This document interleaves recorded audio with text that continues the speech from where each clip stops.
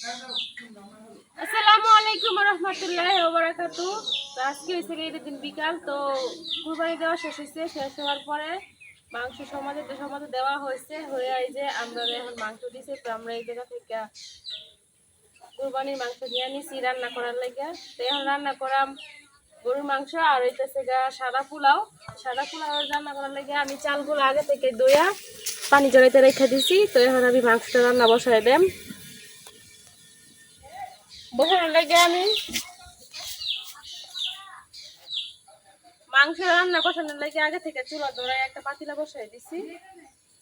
পাতিলা গরম হইলে আর কি তেল দিয়াম।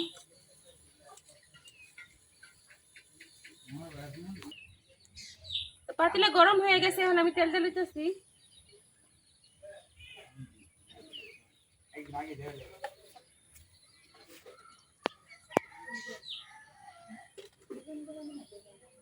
আমি গরু মাংস রান্না করাম আলু দিয়া, এই জন্য বড় বড় করে আলু কাটা নিছি। তো অনেকেই ভাবতে পারেন যে ঈদের দিন মাংস রান্না করতেছি তারপরে আবার আলু দিতেছি কি লিগা। তো আমার কাছে আলুটা অনেক ভালো লাগে, আলুটা খাইতে। এই জন্য আমি সবসময় মাংস রান্না করলে মুরগি রান্না করি আর গরু রান্না করি, যেই মাংস রান্না করি না কেন সবসময় আলু দেই, কারণ আমার আলুটা অনেক প্রিয়। বিশেষ করে মাংসের সাথে আলুটা অনেক খাইতে ভালো লাগে। মাংস যদি এক টুকরা খাই তো আলু কিন্তু আমি 2 টুকরা খাই, এই জন্য আলু দিই সবসময়। তো এখন আমি পেঁয়াজ কুচি দিয়ে দিতেছি।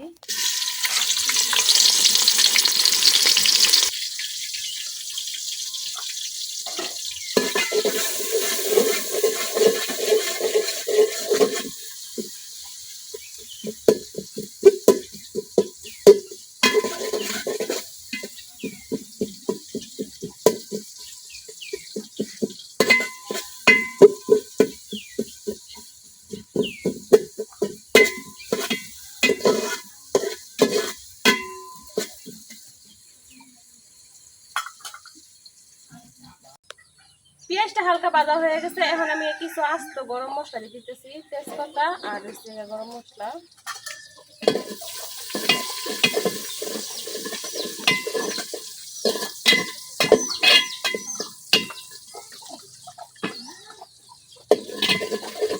পেঁয়াজটা কিন্তু খুব ভালোভাবে ভাজা হয়ে গেছে, এখন আমি একটু পানি দিয়ে দিতেছি।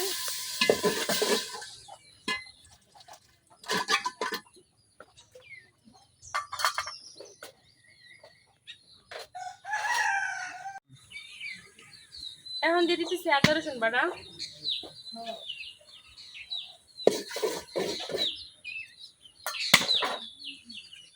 এখন এক এক করে সব গুঁড়া মশলা দিয়ে দিলাম। হলুদ, মরিচ,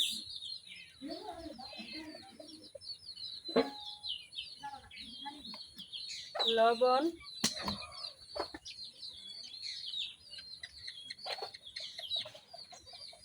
ধনিয়া,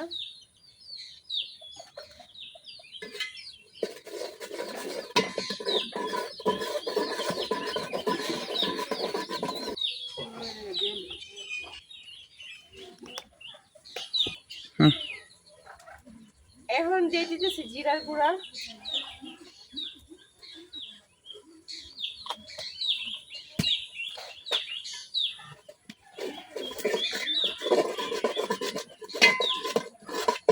এখন মশলা কিছুক্ষণ কষায় নেন।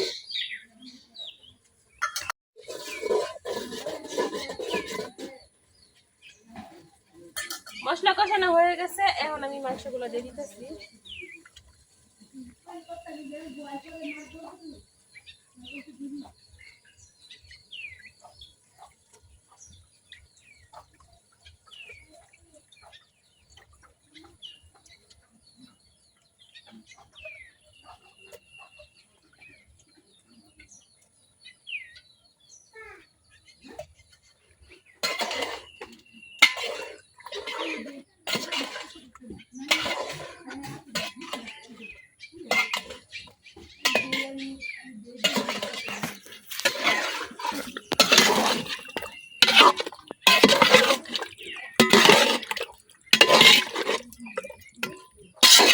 মাংসের সাথে মশলাটা খুব ভালোভাবে মিশিয়ে নিছি, এখন ডাইলটা কিছুক্ষণ কষায় নেন।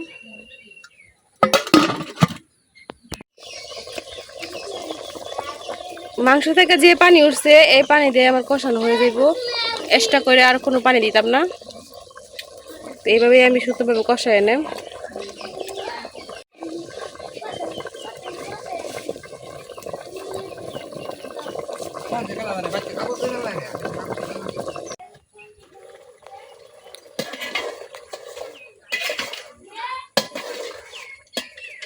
মাংস কষানো হয়ে গেছে। এই পর্যায়ে আমি দিচ্ছি আলুগুলা।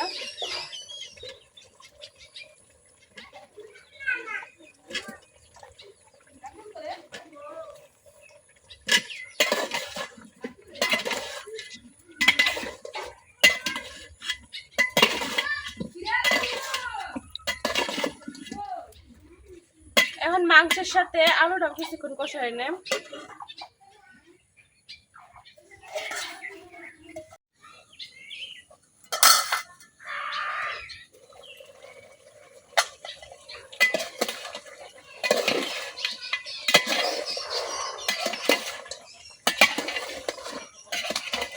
মাংস আর আলু খুব সুন্দরভাবে কষানো হয়ে গেছে। এখন আমি পরিমাণ মতো ঝোল দিয়ে দিতেছি।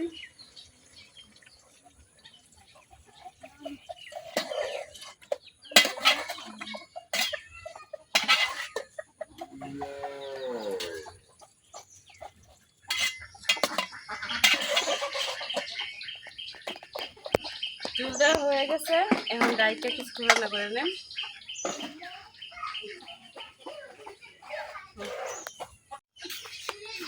একটা চোখ উঠছে।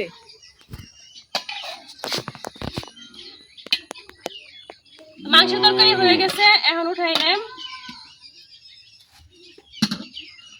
এখন বসাই দেন পোলাও।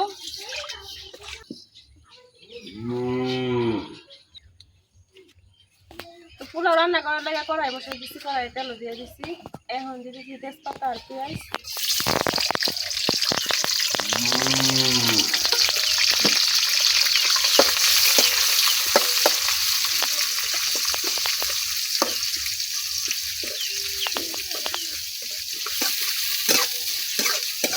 এখন পেঁয়াজটা কিছুক্ষণ ভাজে নেন।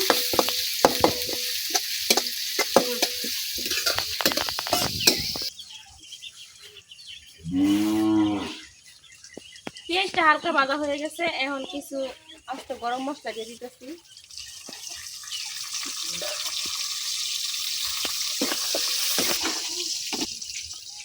আর দিয়ে দিতেছি আদা রসুন বাটা।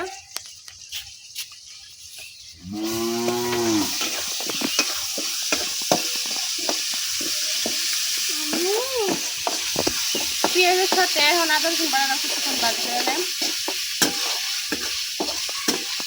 পেঁয়াজের সাথে আমি আদা রসুন বাটাটা কিছুক্ষণ ভাজে নিচ্ছি। এখন চালগুলা দিয়ে দিতেছি। চালগুলো আগে থেকে ধুয়ে রাখার কারণে অনেকটা একটা জর্জর হয়ে গেছে পানি পড়ে।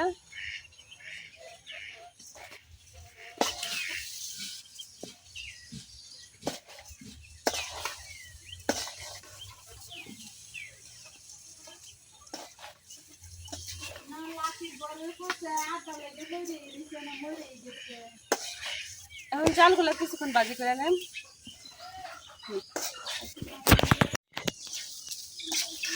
চালটা আমি অনেকক্ষণ ভাজা নিচ্ছি।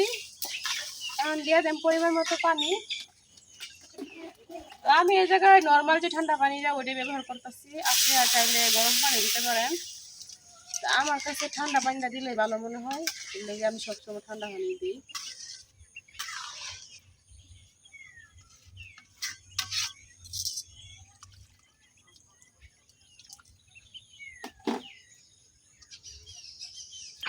পরিমাণ মতো পানি দেওয়া হয়ে গেছে। এখন ডাইলকে আমি কিছুক্ষণ রান্না করে নেন।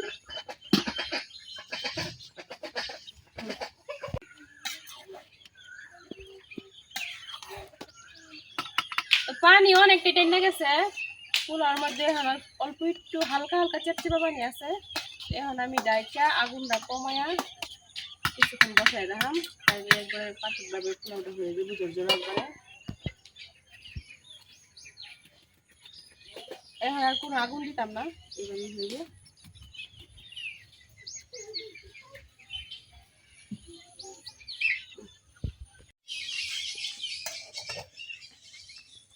মশলা দিলে আমার পোলাওটা খুব সুন্দর হয়েছে, একেবারে জোরজোড়া হয়েছে, অনেকটা সুন্দর হয়েছে, ভালো হয়েছে। পোলাও রান্না কমপ্লিট হয়ে গেছে, মাগরিব আজান দিতেছে। তো আমার রান্নাগুলো কেমন হয়েছে অবশ্যই কমেন্টে জানাবেন, আর ঈদের দিন কে কি দিয়ে খাইছেন তাও জানাবেন। আজকের ভিডিও পর্যন্ত, সবাই ভালো থাকবেন, সুস্থ থাকবেন, আল্লাহ হাফেজ।